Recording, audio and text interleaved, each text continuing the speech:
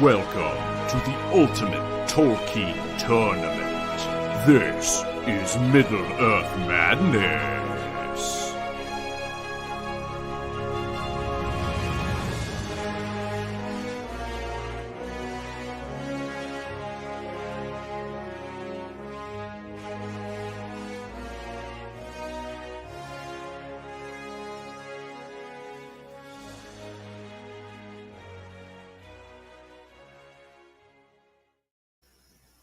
Yes, welcome back to the third night now of the Races of Middle-earth Summer Tournament. We are off to a cool start here. We are making progress into the first round. We are joined tonight by Engine Chief and Farmer David. Well, welcome back, guys. Thanks for hopping on. Are we ready to fight? I mean, not us, right? But our characters and our adopted races in this tournament. Engine Chief has embraced his dark side, and he has chosen evil characters in this tournament. Farmer David has chosen dwarves, the Naugri. So he will be rooting for dwarves tonight. This will be a thing. Our first fight, as you see on the battle engine here, is going to be Aragorn against Sheila. But before we get there, let's take a look at our bracket. All right, so you guys let me know how this looks on your screen. I'm just going to do our quick recap, as always, of last night, where we fought our, let me zoom in a little bit, we fought our 4 and 5 seeds last night, those being Galadriel against Thorin, and Galadriel got the dub in that one. Asog against Faramir. Faramir with the win there in a decapitation death stroke. And then we switch sides of the bracket here. Our other 4s and 5 seeds on the right side. Let me just get caught up. So we had Thranduil with the win over Glowing. And then we had Ugluk slaying Imrahil. Those were the night before, though, sorry.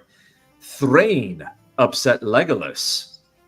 And then the Barrow White took care of Eomer. And the brackets are canny-wampus when I zoom in, so that's a little weird. Let me work on that. I thought just when I thought they were working, they disconnect when I zoom in too much. But graphics issues notwithstanding, we are off and running here in the Chamber of Death. So, our first fight, let's get back to that. We're hopping around just a little bit tonight, and we're going to start off with a bit of a humdinger. These are two seeds in the bracket, and that would be Aragorn against Shelob.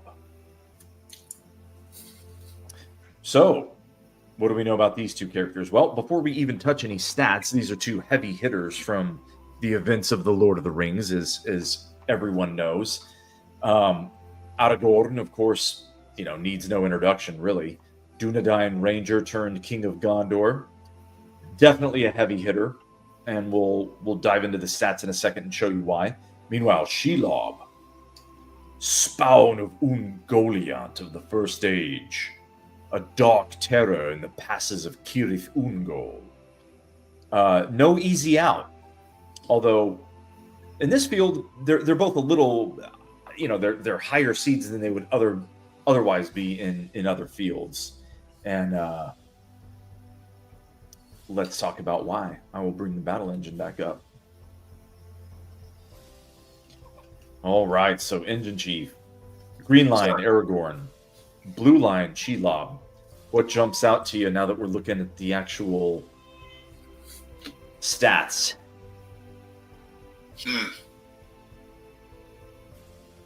Well, I would say armor, except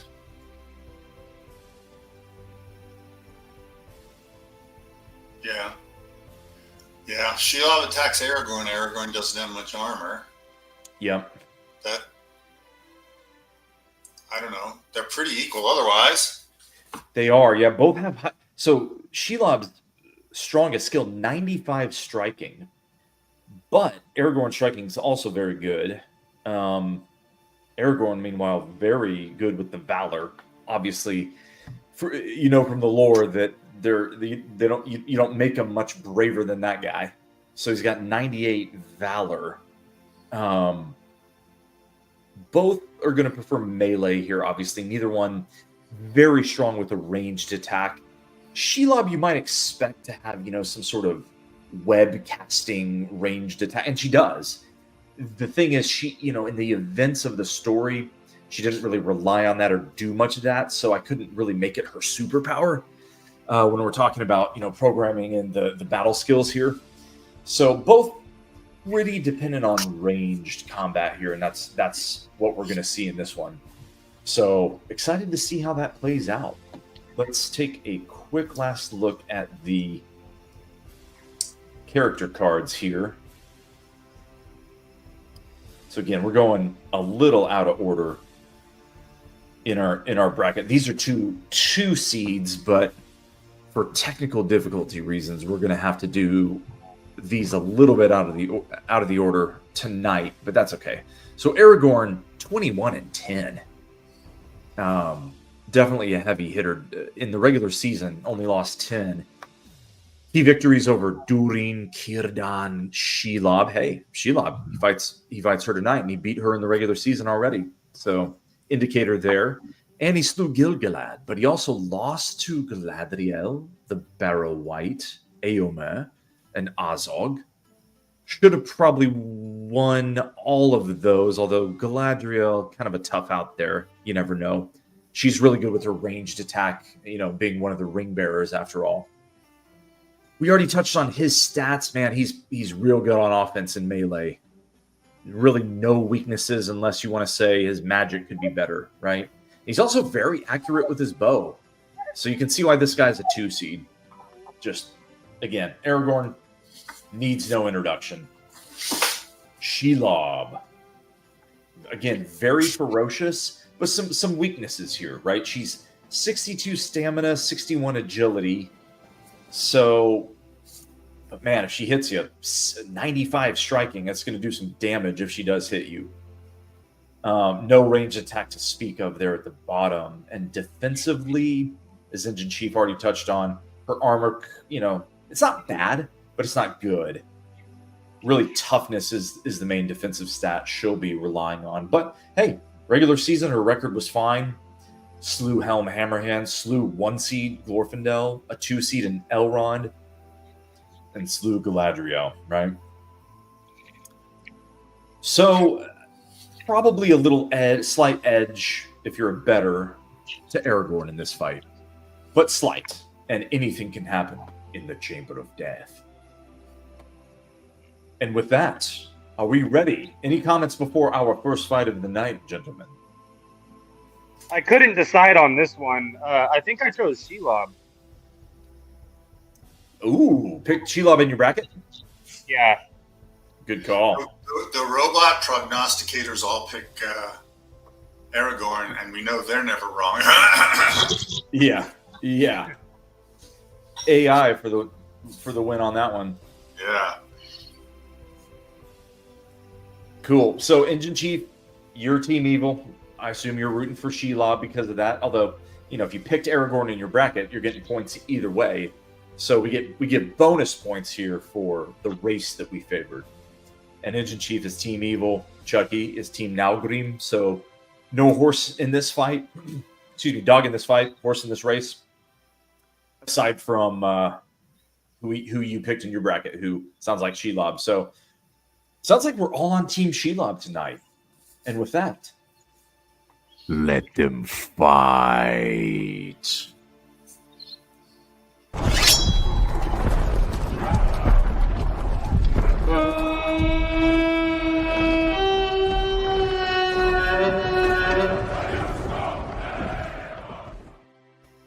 In the first fight of the third night of the first round of the summer tournament, we have Aragorn against Shelob. Let them fight. First attack goes to Shelob with the venomous fangs, but she fails to engage. Back comes Aragorn with the first hit. Draws blood right away. Instantaneous death stroke. Whoa! One way to do And it. Shelob is instantly slain in a beatdown. Flawless victory by Aragorn. And there you have it. Wow. So that was a non-fight after all. Well, she doesn't like those elven blades. She doesn't, man. Yeah. The ones that glow in the dark hurt all 8 of her eyes. Yeah. Wow. By far the shortest fight of the tournament. So I think we've discussed this before, so I'm sorry for the repetition. But is it Andrew? hey, Farmer David, you turn up your mic, man. We can't hear you. There Check. you go. That sounds better. Check. Okay. Mic check. We can hear you. Yeah. So, is it Andruil he's fighting with? Yep. Okay. Yeah, and I think we've discussed that in a past tournament. Like strongest, basically in their strongest form, right? Pretty, their most common form, I think you have to think of, like their most recognizable form. Interesting. Gets us close, right? Yeah, sure. I won't go on about it. With Aragorn and with Gandalf, it's like their most recognizable form is the earlier form where they're less strong. But yes, I understand. It also kind of depends on who else is in the field, right? Like, Yeah. Aragorn's a 2 seed because, there's no Maiar in this tournament, for example. There's no wizards or, magical Sure. beasts. And so that gives him kind of a leg up, right? Compared to all the other characters. Sure. And obviously that's not that knockout punch, if you will, is not just because of his sword. I was just being imaginative. Exactly. Shelob could have just as easily done the same thing to him. So 100%. And that's important for folks to keep in mind if you're watching out there, streaming tonight or replaying on our YouTube channel. Check out MiddleEarthMadness.com and go to events page. Scroll down a little bit. You'll see all of our featured fights with links to our YouTube, so you can catch any fights you miss on demand. But yeah, as Farmer David said, at the end of the day, you got to think about yourself playing D&D with dice rolls. That's how the algorithm works. That's how the battle engine works, and that's what decides some of these outcomes. There's a lot of chance, but as we've already said, with heavy hitters, you have a higher propensity of death strokes because your stats for some of these are up in the 90s for things like striking and piercing, and your key battle stats. And in that case, as we pointed out pregame, Shelob's armor not so hot. So if Aragorn hits you, if he gets a tap in with that magic sword and the dice rolls fall in his favor, he's going to do a lot of damage to a character without much armor. for sure. So back to the bracket. What is our second fight of the night? Ooh, Hopefully It's a a dwarf. it's a juicy one, Chucky. Dane versus Círdan. Oh. Yeah, I'm very racist in this one. Yes, you are. So Círdan, one of the probably lesser known characters in the lore, fun character going back all the way to the first age. He was around with Gil-galad. Actually, he was sort of co-governing Beleriand at one point with Gil-galad, late first age before the downfall of Gondolin. I often wonder if Círdan knew the prophecy of Ulmo. I'm sure everyone watching this loses sleep over the same question. But Círdan did he know, like Turgon did, for example, that Ulmo prophesies to all the elves, the true hope of the Noldor and the Sindar in Beleriand lies in the west and comes from the sea. And he said, "Love not too well the works of thy hands, you greedy elves that are building fancy cities and mining for treasures and getting a little too comfortable in your fancy kingdoms," right? All of that's pretty much going down, Ulmo told him. And it's really cool because Ulmo wasn't supposed to be involved at all. And so he's breaking orders from Manwë by involving himself, on the side of the elves and telling the elves sort of where to build key kingdoms to resist Morgoth. And then at the same time telling them, yeah, build your kingdoms and your strongholds there and there, in Nargothrond, in the case of Finrod Felagund, or in Turgon's kingdom in Gondolin. And he comes to them in dreams and gives them, these secret messages, and then he leaves a magic sword and mail for Tuor, right, the man who ends up playing a key role.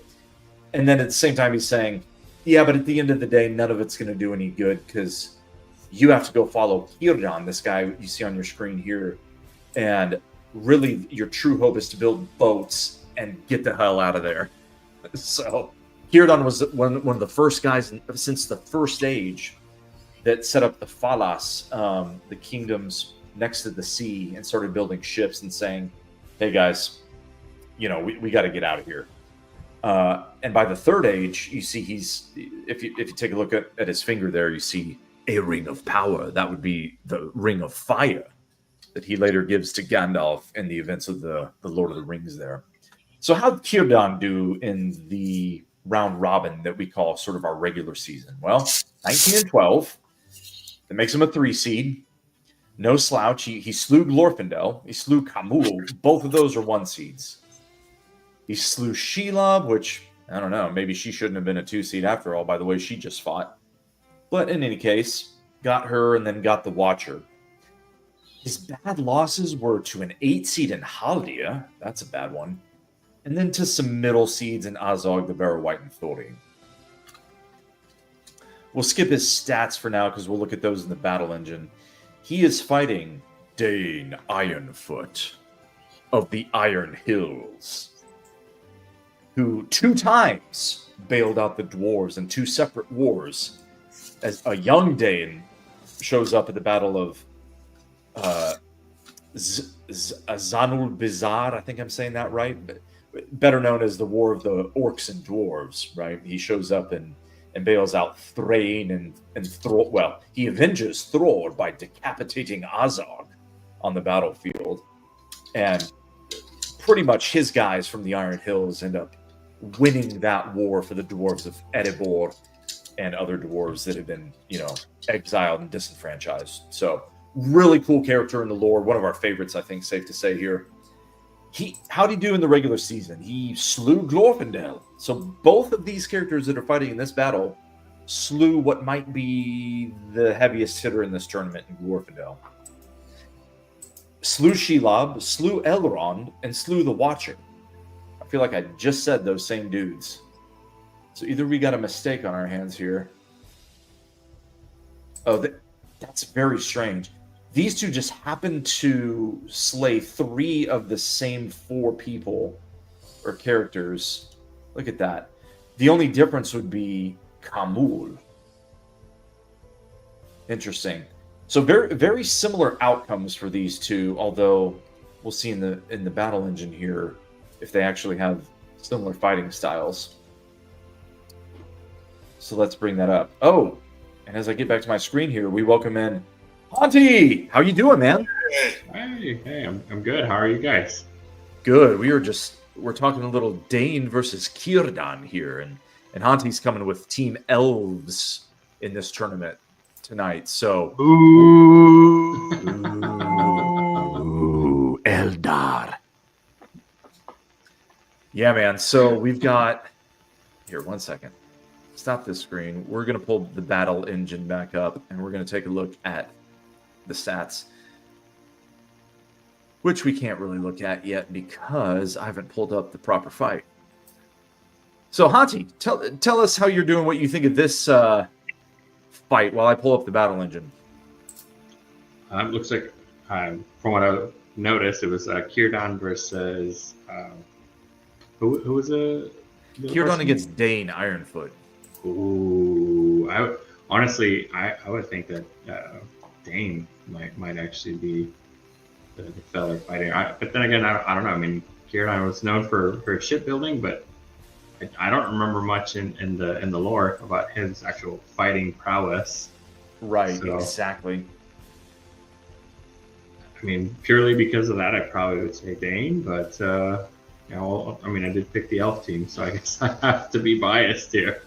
Maybe, yeah, kind of have to. But it also depends who you picked on your bracket, too. That'll get you points as well, right? So, True. no rules about who you root for, of course, but interesting fight. Yeah, as Hanti mentioned there, really, Kieran, of course, he doesn't involve himself in really any of the wars of the Third Age. You can nitpick that a little bit. He was involved, but it's not in the main events of the story, right? We'll leave it at that for now. But yeah, an interesting one for sure. And I'm trying to get the battle engine up here. Wait for it. There we go. All right. What do we got here? So Dane's going to prefer melee with the red axe of Erebor. Kieran's obviously going to prefer, or maybe not obviously, he is going to prefer range combat because he's got an Elven Ring Nadia, the Ring of Fire. We have seen in previous tournaments that thing do some damage. So, again, no slouch here. And they're going to use their preferred weapons about 3/4 of the time there. So, as you can see from the lines, I mean, that pretty different. These are two very different characters, right? A ranged guy with a sort of magical proclivity against a heavy-hitting dwarf who doesn't back down from any attacks, right? He's a tank. And dwarves are particularly tanks on defense. If you look at some of his defensive stats there, 80 deflection. So, that's pretty good. He can withstand some of those ranged attacks. And then his armor, what is it? 88, also very good. His agility and elusiveness, not what dwarves are about. They're not trying to dodge any attacks. They're trying to just put on armor and absorb heat all battle long, which is admirable, right? But we'll see how it fares against a magical attack with Kieran's ring. Last thoughts before we fight, guys.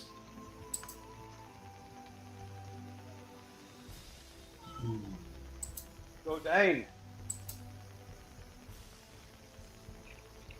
Executioner says, make sure to hit the like button, subscribe if you are new, and share with your friends for more battles. Yeah. Heck yeah. Appreciate that, Executioner. Yeah, and you guys watching out there, drop a chat in the comments like that, and we will pick it up. But meanwhile... Go Dane, Ironfoot. Go Dane, Ironfoot. Let us fight.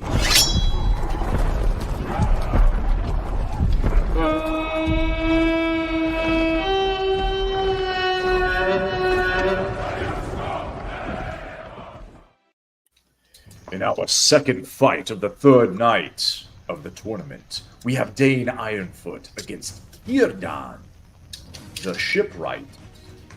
Or, as some have said before, Queer Dan, the Shipwright. Wait, what? Hey, Best nickname ever. All right, without further ado, let us fight. That feels like a Tolkien airplane joke. Dude, where's Josh when we need him? He's in Costa Rica. Never mind. First attack goes to Kierdan with the Elven Ring. He draws first blood, but only slight. Tink. The Dwarven armor comes in handy. Now Dane's turn. He attacks, hits, wounds, and takes the lead with a slight smite. And through 2 rounds, we have both characters drawing blood. Dane with a significant lead. What can Kierdan do? He comes back. Another slight hit. The Dwarven armor coming in handy already, as you can see, through 3 rounds. All right, Dane's turn. The red axe of Erebor. And back comes Kierdan, countering. Also a whiff with the Falathrim blade. He was forced to use his less favorable weapon there. You don't want to tangle with the dwarf in hand-to-hand combat, although I will say Kierdan may be a little underrated there with the Elven. It is an Elven blade, after all, at the end of the day. Dane counters. Engages, can't hit. Kierdan comes back, can't engage. Back and forth they go through 9 rounds, missing, dancing a little bit. A hit there with the Elven Ring, tick off the Dwarven armor. We got sound effects too here tonight. All right, dancing a little more through 13 rounds. 14, no damage. A hit again by Kierdan, no damage. Tink! Off the dwarven armor. Back and forth they go through 17. A hit and a wound by Dane. Slight smite. More damage, and he's whittling down the sea elf here. Going towards the 20th round. Back comes Kirdan. A hit! No damage. Dwarven armor again. I sense a theme emerging here. Back and forth they go through 20 rounds. A hit and another wound, only slight. Another hit by Dane. Man, he's having no trouble getting hits in. But that one was deflected. Kirdan comes back. A hit. No damage. Dane can't engage. Another hit by Kirdan. No damage. Man, that armor. It's a thing. Back and forth they go, approaching 30 rounds. A hit. No damage. A hit, no slight wound there by Kirdan. Not enough. Dane counters. Attacks, doesn't engage. Kirdan engages, can't hit. Dane attacks, cannot engage. Back and forth. Oh, a slight wound there by Dane. They approach the 40th round, drawing this one out. I feel like the longer they draw it out, the more Dane might be in trouble because he's dealing with that ranged attack and the fire ring. So, hit there by Kirdan, but no damage. And in the 40th round, it's 93 against 33 in favor of Dane. Only 33 life left for Kirdan. Kirdan attacks. Nothing. Dane attacks. Hits. No damage. A hit and a wound there by Kirdan. Evening the fight just a little bit. Okay. Making it interesting here, guys. Through 40 rounds. Where's my button? Okay, my button's back. Oh, and there it is, the death stroke by Dane. And Dane slays Kirdan. Hooray. Wow. Marathon fight there, 44 rounds. Yes, it was. Dane has failed.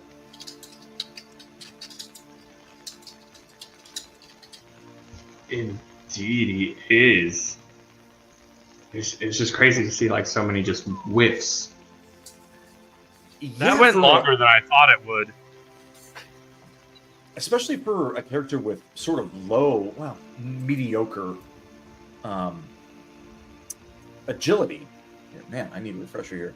Yeah, so Dane has only mediocre agility. Wait, what's going on with this? Am I saying that right? Yeah, sorry. Agility, third one down in the red section at the top.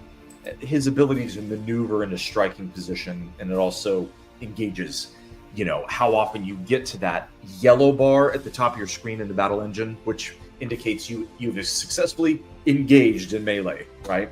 The other guy can't dodge you at that point, and then it comes down to whether you can land a blow and whether that blow inflicts damage, and then how much, right? So all of those are dice rolls if you're envisioning like a D&D style or a Lord of the Rings mini style tabletop game, right? That's what our algorithm is based off of. So, you go through the whole flow chart. It's pretty much as complicated as it looks here, but simple in its essence, right? Which is you're rolling a bunch of virtual dice throughout a battle to determine, engagement with the enemy, and if you engage, then you can roll the strike. If you roll the strike successfully, you can roll the wound, following those pink arrows in the center of your screen, right? And then if you roll the wound you successfully, then you can roll for damage, and then what kind of damage do you inflict on the far right there, right? Those are your four sort of tiers. What's our next fight, guys? We've got yes, Gil-galad against Gimli. Initial thoughts on this one while I pull it up in the old battle engine, fellas. I mean, all your elves are going down, Hunty. Absolutely not. The king of the Eldar himself. Yeah, he has bad luck. What was that? He has bad luck I mean, in battle. It's not the second age anymore. Yeah, it's man. This is one of those. I feel like his. Actually, I didn't watch season 2, but I did not like Gilgalad in season 1 of that Rings of Power show. I didn't like much about that show, but like him in particular, I don't know. They make him seem like a petunia, don't they? And that was not my read of him in the books or in the lore. What do you guys think? In the lore and in the books, he's only talked about. He doesn't really have much like time in the spotlight. He's like referenced. Correct. So yeah, I don't know. I think they tried to make him like regal. To be fair, I will say that in the second season he had a couple of cool little fight scenes. That's fair. Yeah, like I said, I didn't see that. But in the lore, look, we can't fault him too much for losing to Sauron when Sauron had the ring, right? And he took in the biggest battle in the second season. He like took down a couple of trolls. It was pretty cool. Zeus. Now that's what I want to see from a dude like this with wielding Aeglos, right? His spear. Pretty cool, at least in theory, right? And he's a cool character. Now the thing that's kind of weird is the best known characters are the political in quotes, right? The kings aren't always your best warriors, really, at any point in any battle, except kind of with the elves. Like these guys, all the Noldor, right? They find themselves having to lead in battle and having to actually engage in combat quite often. Like all your high kings, dude, I can't think of a counterexample. Like that's how they all die in single combat, usually with boss level baddies, right? So it's at least all the high kings of the Noldor. Now, other types of elves, that's not true, I guess, but they all go down swinging, so you got to give them that.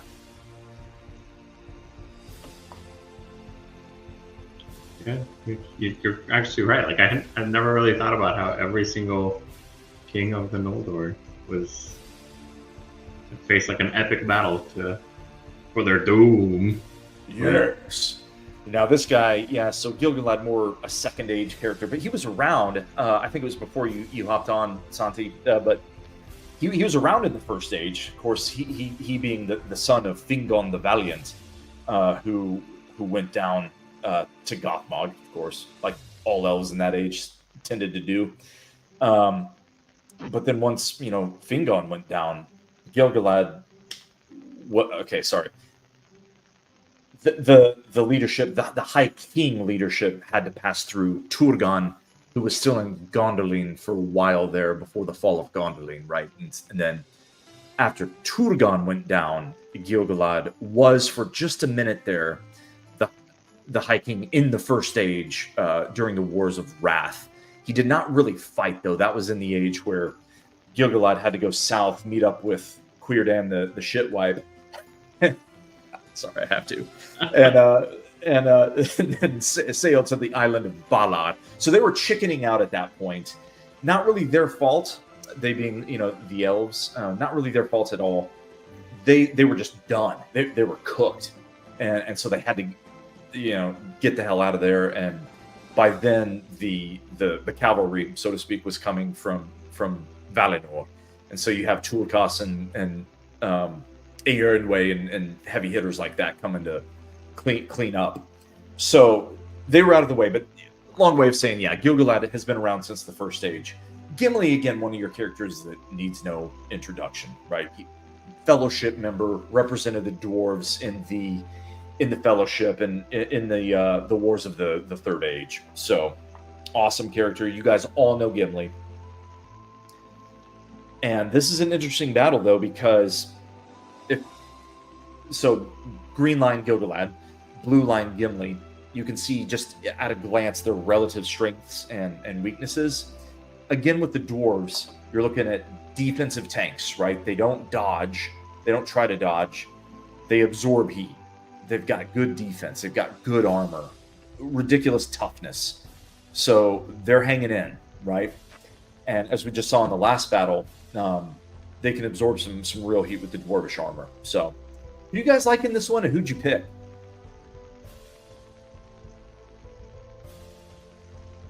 David, you want to go first, or?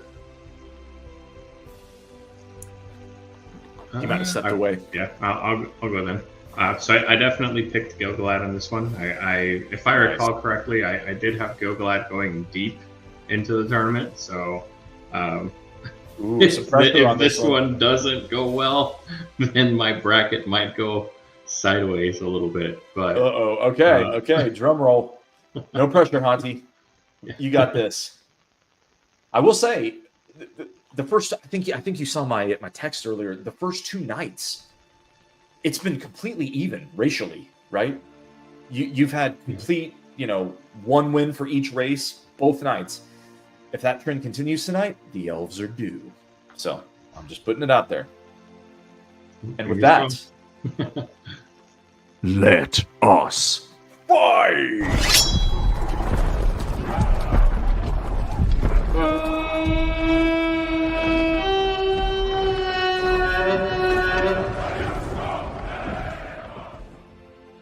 And with the next fight of the 3rd night of the Races of Middle-earth tournament, our summer tournament here, we have Gilgalad Aregion against Gimli, son of Glowing. Let them fight. First attack goes to Gilgalad. He's sticking with his ranged attack using the Light of the Eldar. He hits but does not penetrate. Back comes Gimli. He attacks, can't engage. Again to Gilgalad, engages, can't hit. Gimli counters, can't engage. A hit, first blood drawn by Gilgalad wielding his spear Aeglos. Nice little hit there, through the dwarvish armor for the elf. Gimli gets up, dusts himself off, wields his axe, can't engage. Back comes Gilgalad, also can't engage. Gimli, and they're dancing through 10 rounds. Back and forth they go through 11 and 12. A hit to Gimli! What kind of damage? A hewing slash! Heavily hewn by the dwarf to take the lead in the 12th round.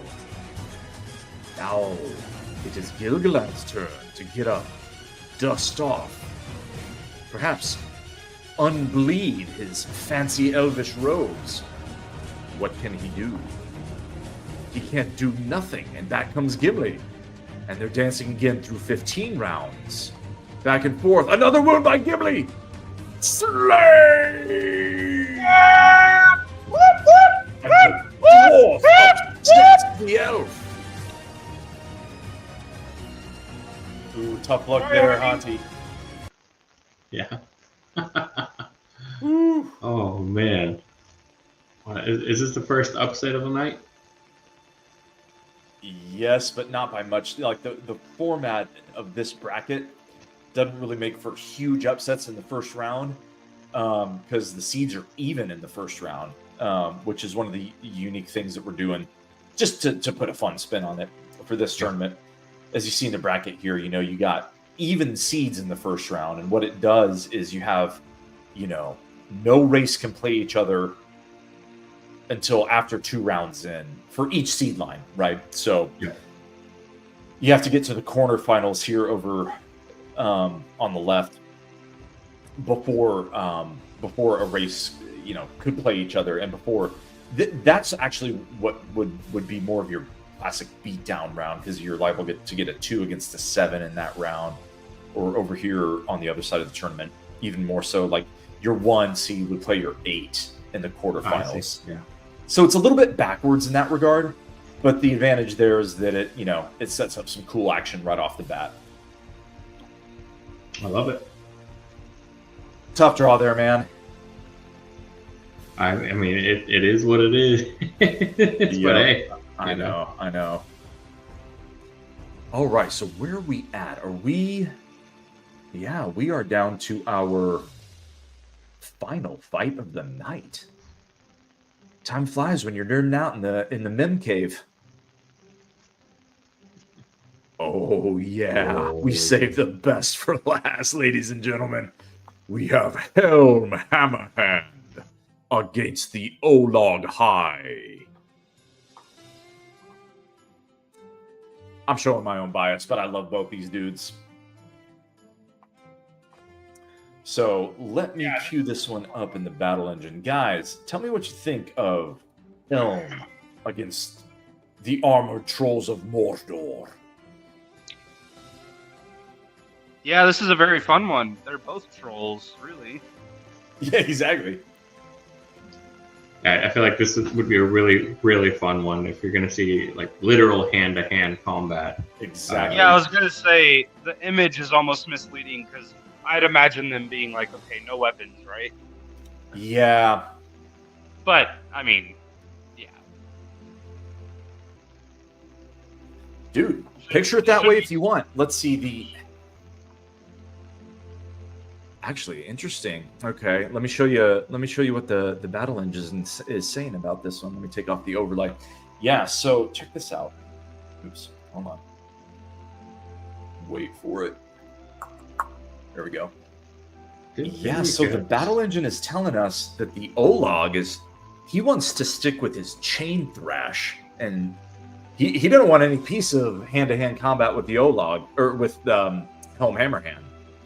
So that's interesting, actually. He thinks his best chance is to hang back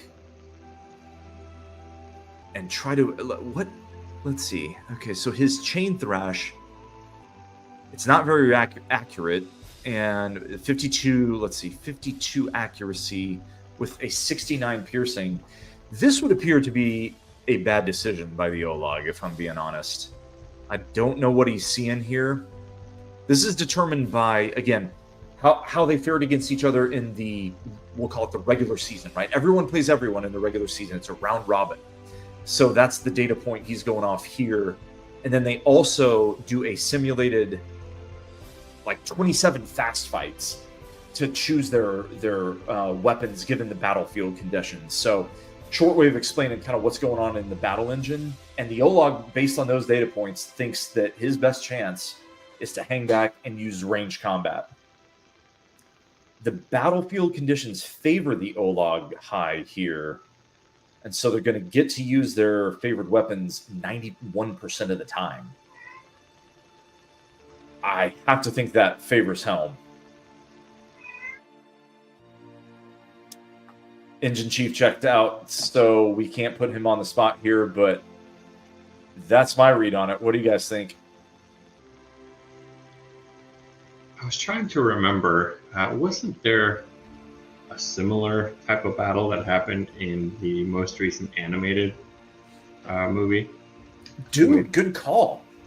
Good movie, by the way. Did you like that one, Hanti? Yeah, I did. Hold on, we've got there's a kitty. Hi, Lucy. Yeah, I thought it was a really good and interesting take. I think. Me too, man. I think there's really only one scene that maybe potentially bothered me in the whole movie, but let me guess. Watcher in the water? Yeah. Yeah. That's exactly what it was. Chucky too. Yeah, that was really... I felt like there was such a good opportunity there to introduce the Ents, and then they just went left field.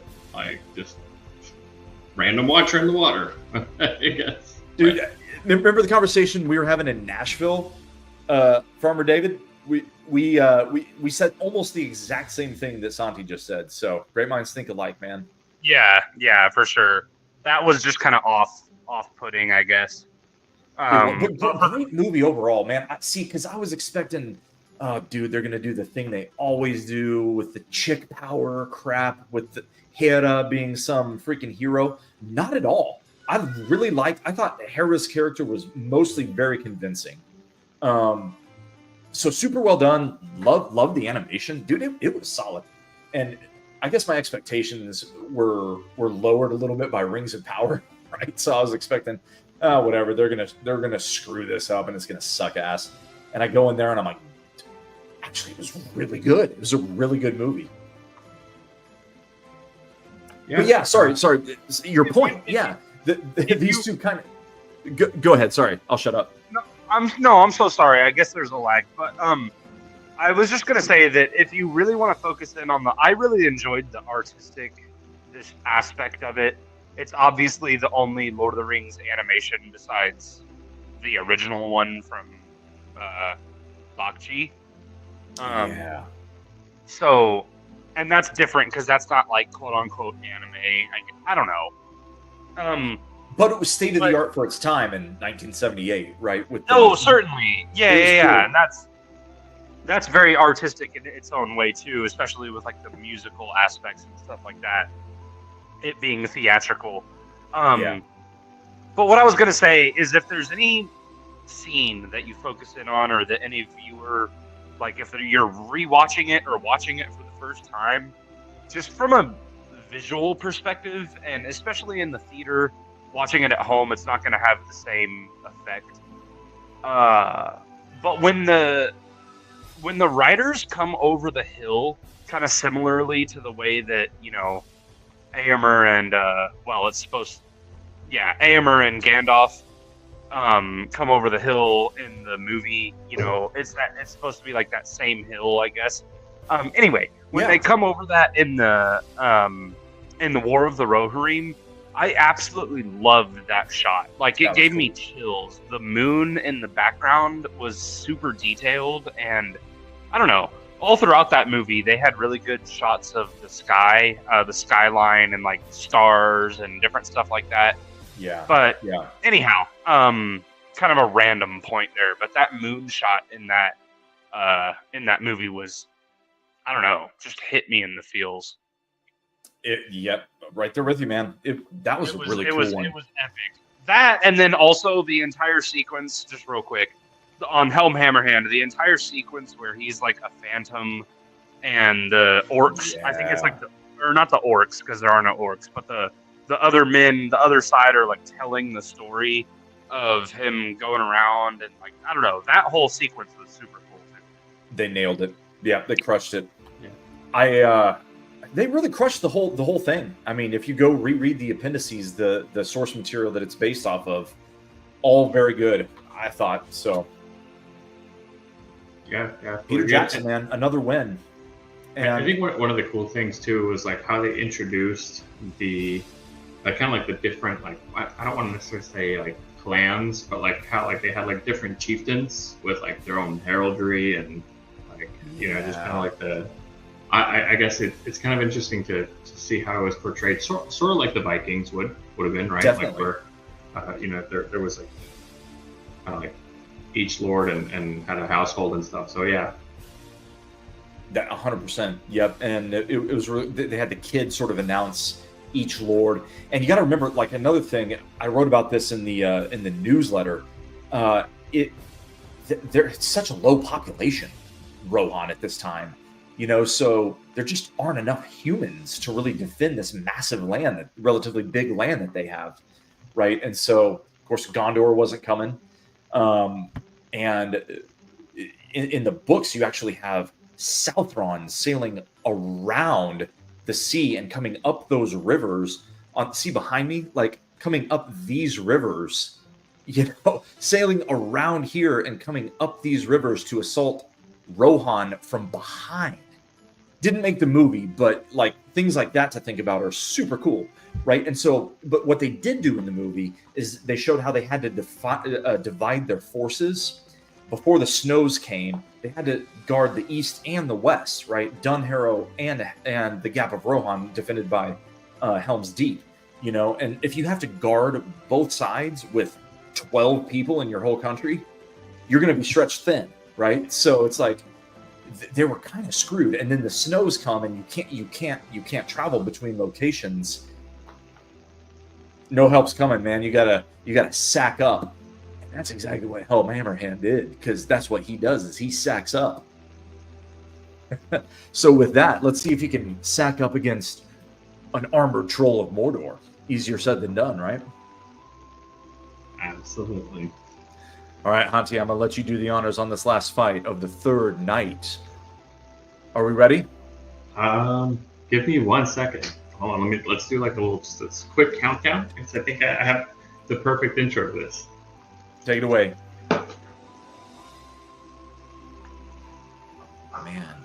The suspense is building. Now I'm excited. Let's fight.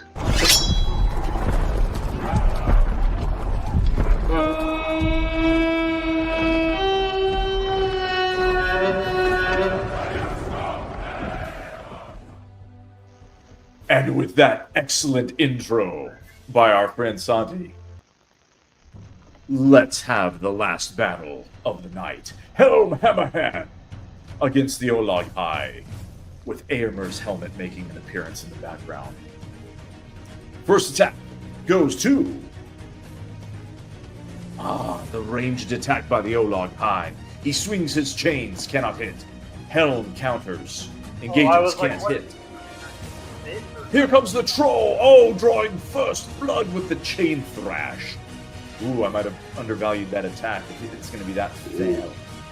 All right, Helm Chain hits up. thrash. That's what we're calling it. What is it? He peed on him. He peed on it. Yeah. The ranged attack. Oh, man.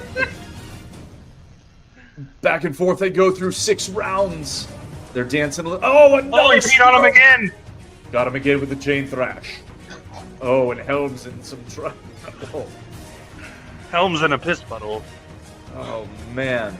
He's going to have to hammer those hands. Oh, another hit by the Olag. Helm's on the ropes.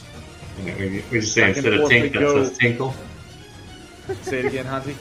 I say, what you say instead of tink, it says tinkle. Did it tingle, the chains? All right, back Helm, comes Helm. twist his dick. Oh, Oh my god. chain thrash Grab hits, it. cannot penetrate. Back comes Helm. He hits. Nothing. Back comes the troll. Engages, cannot hit. Grab his Hit chain the and wound twist by it. Helm, and he's back in the fight. Oh, yes. Twist his Hold chain. it together, Santi. All right, the troll counters. A hit and a wound isn't enough. Slain. Oh, man. And Helm goes down without making much of a fight. Disappointing by one of our favorite characters.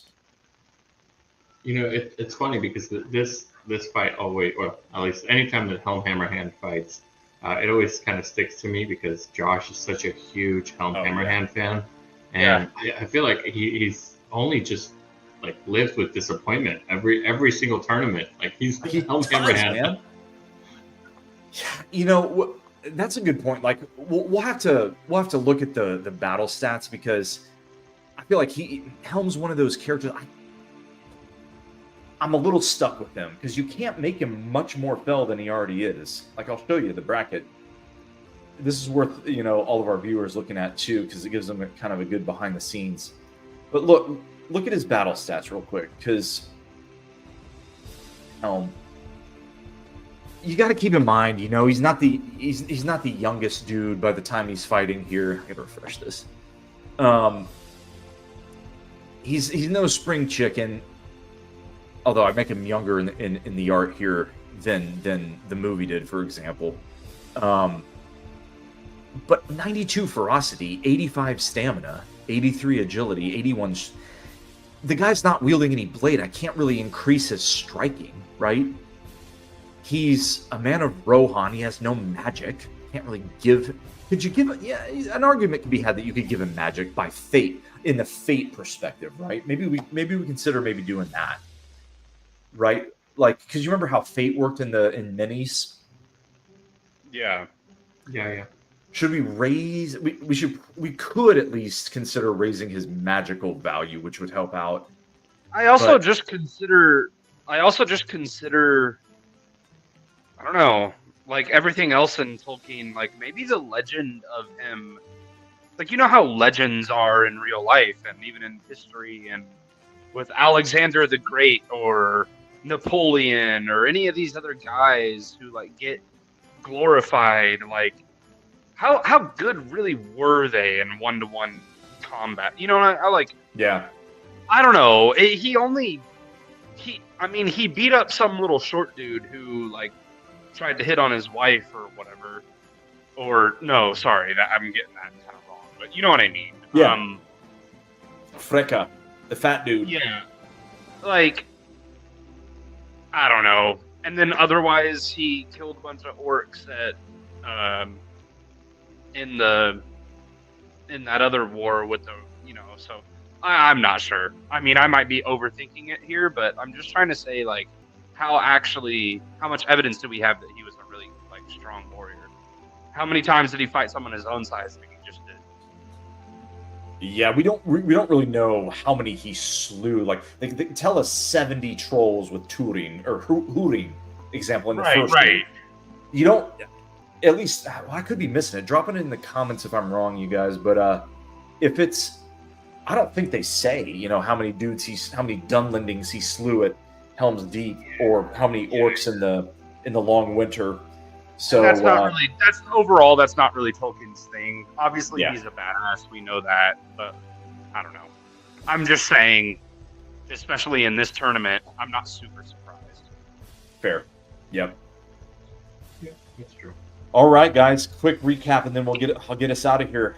Let's bring that bracket back up. See where we're at. So, how does this set up? This sets up the Olog High to fight Dane Ironfoot in the next round. So evil on Dwarf Prime, and that one should be cool. And then we don't actually know the second half of this battle. We know that Aragorn didn't have much trouble with Shelob. Shoot, that was the shortest fight we've had in the tournament. So Aragorn annihilated Shelob, and he will get to fight the winner of Azaghal and Elrond. Then switching sides here to the other side of the bracket, we have a dead mouse on our hands. That would be my computer mouse. Oh, coming back. Sorry about that. We have Gimli against Gilgalad. Gimli pulls the upset in that one, and he will face the winner of Boromir and the Watcher in the Water, which we also didn't fight tonight. Some suspense left for tomorrow night. We actually don't know who the second half of these, the couple of these fights will be yet. But a good night of fights as always, and I appreciate you guys joining. How you guys' brackets looking? Well, what was that, dude? I said good. My dwarves are winning. That's good. Yeah, you had two big wins by the dwarves. Good night for the dwarves here, Chucky. Yes, very good. I should have put $100 on it. Yeah, exactly. I'm glad I didn't put $100 on it. Oh yeah, we're not rubbing it in, Santi. Had a couple busts there, but it's cool. It's cool. Yeah, I think out of all the picks, I don't think I won a single one tonight. If I'm actually recalling correctly. Yeah, well, we got a couple good themes of the night: dwarves, Tinkle, and Queer Dan the Shitwipe. So there you have it. More fun in the Chamber of Death. All right, guys. Well, with that, we appreciate everyone jumping on tonight. We will see you same bat time, same bat channel tomorrow night to finish up the first round and set up the second round. So some cool fights coming your way. A couple we've already highlighted. I'll give you a little bit of the usual stuff here. Go to MiddleEarthMadness.com. It's a kick-ass website. Explore around. Learn stuff you didn't know about characters and battle engines, and drop us some comments. And check out the bracket. We did lock the bracket as of today, so you cannot make your own bracket, at least on the website for the official contest. So it is locked now, but you can always print off a bracket and make your own at home. And or follow along any other way that you guys would like to follow. And as Manticutioner said earlier in the show, yeah, do all that social media stuff. I would be totally hypocritical if I hyped that too much because I suck donkey balls at social media. Facts. But hey, man, there's always room for improvement, always time to improve, right? It's iterative and we can do better. So we'll try to do better for you guys. But thanks everyone for tuning in. And as Gandalf himself, I believe, once said, you cannot come to the light except through the shadow. Where there is light, there is always hope. And you are never out of the fight. We'll catch you guys next time.